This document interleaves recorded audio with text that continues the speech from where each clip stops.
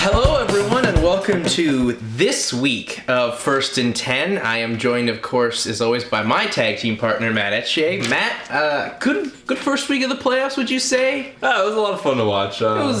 I think it was fun more so because there was at least some drama in that Seahawks-Redskin game. Other than that, I thought the wild card weekend really wasn't so wild. Not so wild. And we expect it to be a little bit better, but I think it really did show the pretenders and the contenders for some of those teams, more so the Bengals and the Colts. Yeah. Unfortunately for you, your boy Luck. Well, Done. you can't win them all, right? Well, no, none at all. You can't win them all when your best offensive player in the history of the modern era going against the Colts is your kicker. You can't do that. I mean, maybe if it was 1972 and you just keep chipping it through, you got it. But unfortunately, though, for the Colts, they're gone. Same with the Bengals. Same with the Minnesota Vikings, who, by the way, may have had the worst performance. However, they did have to go with their backup, who hadn't even thrown a pass in the regular season. They got away from the option after the first couple drives. I think more so it was Green Bay figured it out. Well, maybe, but they didn't stuff it. I don't know. Anyway, I think they when they shut down Peterson from taking the edge, it was pretty much over. Joe Webb's amazing at making some plays out of nothing, but he's not going to win the game. Green Bay made the adjustments. Right? I mean, if you even saw the one play where Webb went deep to, I think it was Michael Jenkins, and Jenkins jumped for the ball as it's still 5 feet in the air. What is you're not going to win.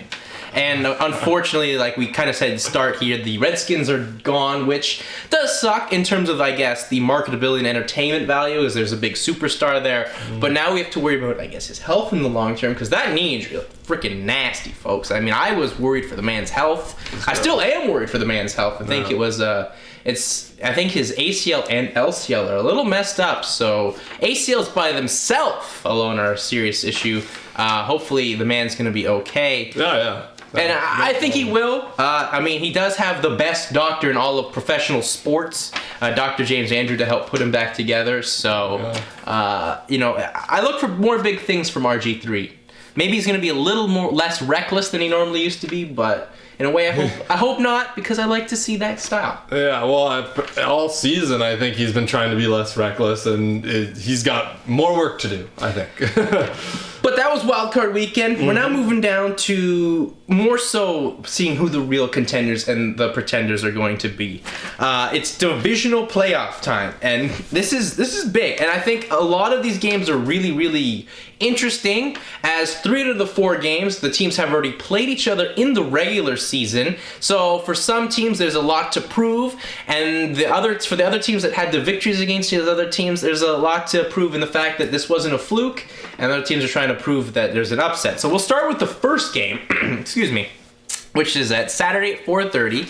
The Denver Broncos are hosting a playoff game, and the fact that they're actually the number 1 seed in their own right's kind of baffling, because Houston had their downfall, but they're hosting the Baltimore Ravens, and they played each other, I think, about 4 weeks ago or so, like that. 14, and the Denver Broncos just ran rampant all over the Baltimore Ravens. I mean, no Sean Moreno made future Hall of Famer Ed Reed looked stupid by getting jumped over him. Flacco couldn't handle that defense. I think he even gave up a 102-yard pick six against that Denver defense. I think the Ravens had a strong showing. I mean, Flacco made a couple amazing throws, and Anquan Bolden's hopefully finally starting to be that go-to guy in the playoffs, because that's why you got him from Arizona a couple seasons ago. I think it's going to be an interesting game. I don't think it's going to be as much of a blowout as it was a couple weeks ago, but how are you feeling about this one? Yeah, I think it's going to be tighter. The wild card is definitely Ray Rice. Fumbled twice last weekend. Yes. I don't think he's going to fumble anymore. He's going to be holding on to that ball real tight, I would hope. But definitely going up against a much tougher defense this week. So that's the thing. They're not going to be able to run Rice up the middle this week. Well, they're going to try, not with the success that they had. Flacco, I mean, he seems to just come out and play in the playoffs. We'll have to see if those Denver corners can shut down the receivers. But, I mean, they have so many weapons. Like, Bolden was just amazing in that second half. I couldn't believe it. Now, but on Denver's side, their offense looks really good. I think the week off, especially for someone like Manning, who's a little bit older, maybe that'll help their offense a bit. I think sometimes the rest can be a hindrance. I think it's a good thing for this Denver team, and they've had lots of time to plan and scheme, and I gotta go with Denver, Jay. See, I mean, Denver at home is also, I guess, a benefactor and potentially why you're picking them, but to me, I think Denver at home is not as big of a factor as winning or trying to get to a Super Bowl with Ray Lewis. I mean, that to me is just so much more than home field or Peyton Manning coming back. I mean, it's the face of your franchise, obviously a future Hall of Famer, the face of your franchise in his last attempt to win a Super Bowl. I mean, obviously he did it back in the year 2000.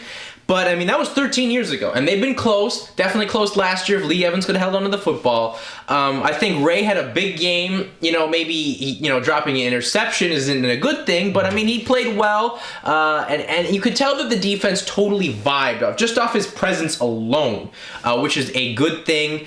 I think the defense more so was the Baltimore Raven defense of old that we're used to, which helps, Flacco and that offense a lot. It did look good, yeah. So I'm going to lean with that. So I'm going to take Baltimore on the road here. I think that week off for Denver may be too much. Similar to the Broncos in the 96 season when they looked to be on paper the team to win the Super Bowl, and the Jacksonville Jaguars upset them there to go to the AFC Championship game. So I'm going to go with Baltimore here. I'm feeling the vibe of win it for Ray. So there's that. And the late game, of course, on Saturday is another rematch, but this is a rematch from week 1 in the regular season. A lot of changes. A lot of changes, yes. I mean, this game's at San Francisco instead of Green Bay. Both teams have changed styles. I mean, San Francisco is a totally changed team. Whole other quarterback in there. And I think San Francisco, they started the season off strong, especially when, getting your first win against the Packers is a big thing. Yeah. But down the stretch, the 49ers didn't look like the 49ers that we'd become accustomed to since they beat the Patriots. The Packers, on the other hand, are a team of total change because ever since they lost to the Colts, it was like, we're back in business here. They did a fantastic job defensively, actually, shutting down, the elusive Joe Webb and Adrian Peterson, like we said. And that gives, of course, Aaron Rodgers all the opportunities in the world to connect with, Nelson and company. Plus, they even have a run game this year, and that was a big thing for them when they won the Super Bowl 2 seasons ago. So, starting with you, who do you like at Candlestick? I gotta go with Green Bay in this one. They looked really good last week. I know maybe Minnesota, they were maybe on a high, getting into the playoffs, maybe not their best game, but I really think Green Bay game planned against them really well. Definitely shut down AP, made some great changes, and I think they're going to be able to do that against San Francisco as well. I don't like San Francisco's offense right now. As much as Kaepernick has done, I think Alex Smith gives you the better chance to beat a team like Green Bay, especially through the air. And so with Green Bay, they have one of the best wide receiver core in the NFL, if not the best. And then, I mean, Aaron Rodgers, obviously, he's just got all the ammunition in the world with those guys. So, you'll be able to pick that apart. But yeah, the biggest thing with Green Bay right now is that running game. That just makes them all well-rounded. If they get ahead in a game, they can just start running the ball a bit more, kill some time. But as well as if they're down, I mean, who better to have in the pocket leading your team to a win than Aaron Rodgers? San Francisco, I mean, they're a great defensive team, very well-rounded, but I don't think their offense has the firepower. Maybe they never had it, but I just think Kaepernick may not necessarily be the answer right now, and I don't have a lot of faith in him. They're going to have to rely on their running game a lot, and I just think with the way that Green Bay could shut down the running game last week, I don't think San Fran really has much of a chance. Still going to be close because it is in Candlestick, as you said, but I got to go with Green Bay, Jay. I mean, this one I think is a little bit more tough for me to say. I mean, Green Bay has all that momentum from the last, from playing a regular season and then having a wild card game. I think San Francisco I don't think they're going to be as bad as what you're kind of painting the picture as here. I don't think bad was the correct word, but I think saying they're not going to be as elusive. I mean, Kaepernick's going to potentially struggle at the start. I mean, first playoff game, you saw a lot of the rookie quarterbacks struggle on their very first couple of possessions, and that's something that's going to happen, especially with a playoff veteran team like Green Bay. I don't think San Francisco's going to have trouble running the ball. I think that's going to be one of their big benefactors for the team. Is, I mean, you can't, when you have a strong power back like Frank Gore, that's trouble for any team to suffer. And it's not like Green Bay's defense is lights out. Sure, they picked up some things last week against Minnesota, but remember, they played them 3 times early. That game, of course, being the third. Yeah. So, I mean, this is the second time seeing San Francisco. And the thing that San Francisco does have as well, I mean, with Kaepernick, I mean, they can do some of those crazy option stuff that the Seahawks have done. However, if that run game is shut down, I don't know if the receiving core at San Francisco is going to be as good as it once was. I mean, who knows the condition of Mario Manningham? He had a bad knee injury a couple weeks ago when they played Seattle. I mean, that really just leaves your veterans of, Crabtree, who had a big game against the Patriots, but we haven't heard much from him since then, and, the veteran Randy Moss. Yeah. So, I mean, when it comes down to this, it's definitely, in a way, a veteran versus a rookie style matchup here. And this one, I as well have to go with the veteran team of the Green Bay.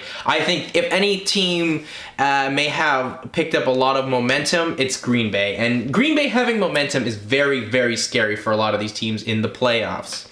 And that concludes Saturday. But then moving to Sunday, where, you got to get up at the same regular time to watch the great game of football.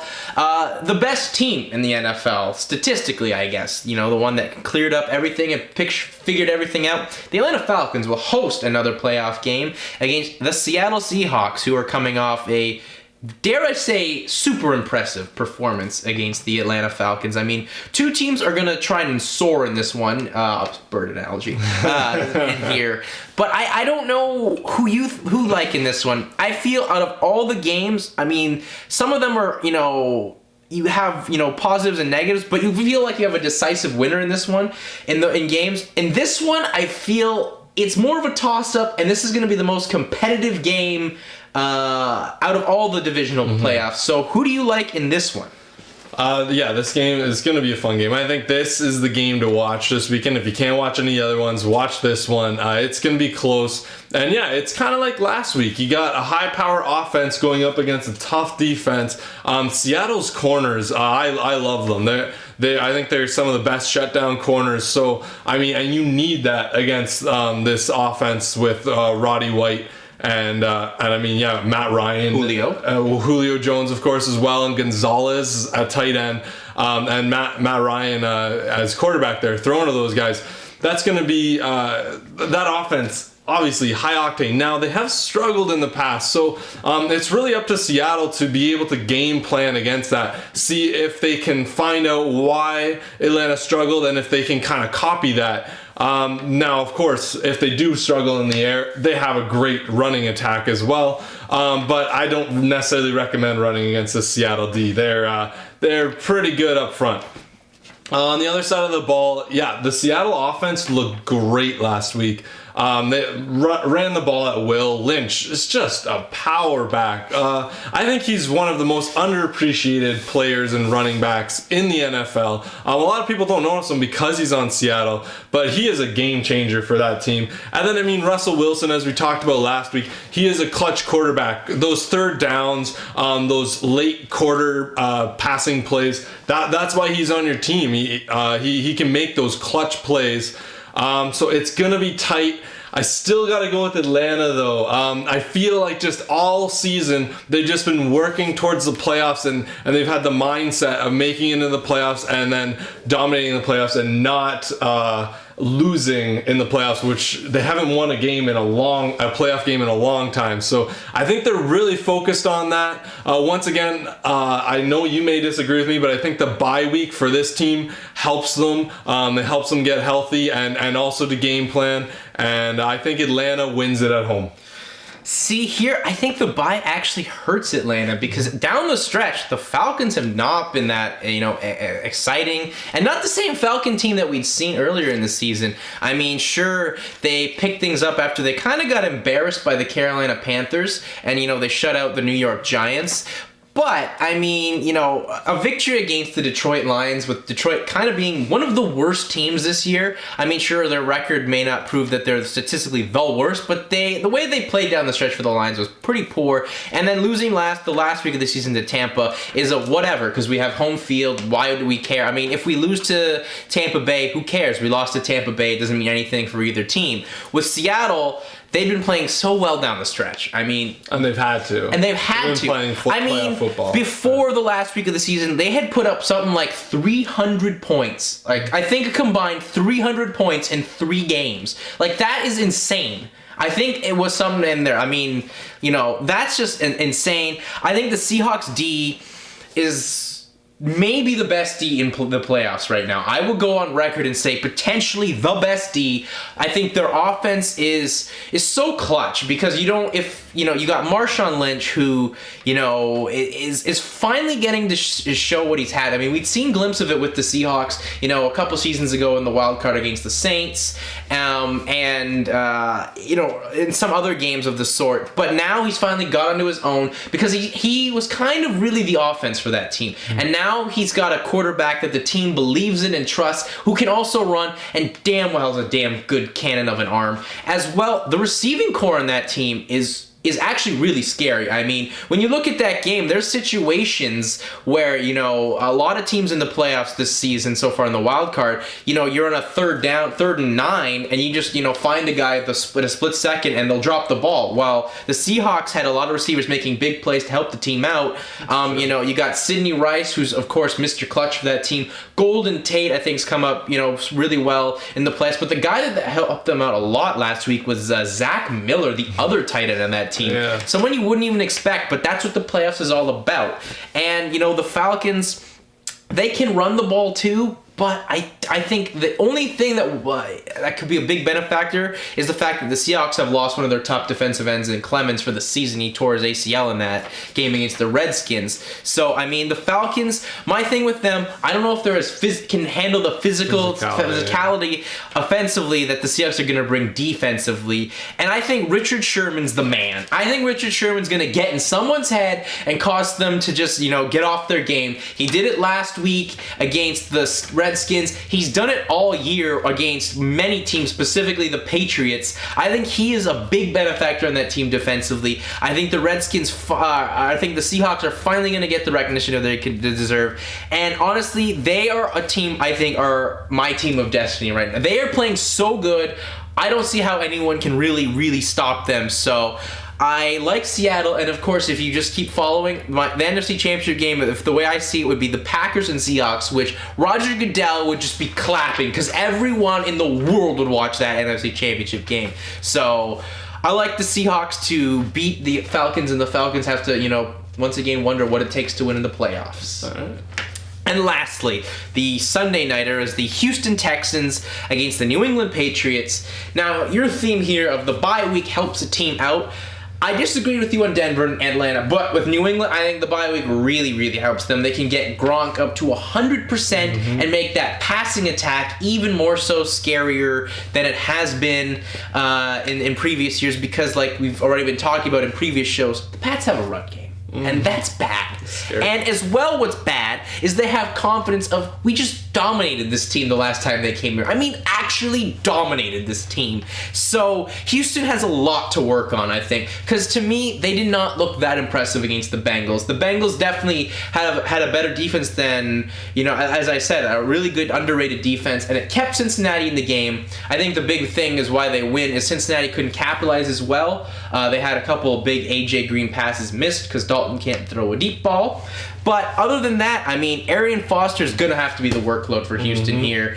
But so I guess I'll start with this one. I like the Pats. I mean, I think the only home team I really like is the Pats because it's the Pats. They have so much confidence of, you know, beating this team, the playoff experience.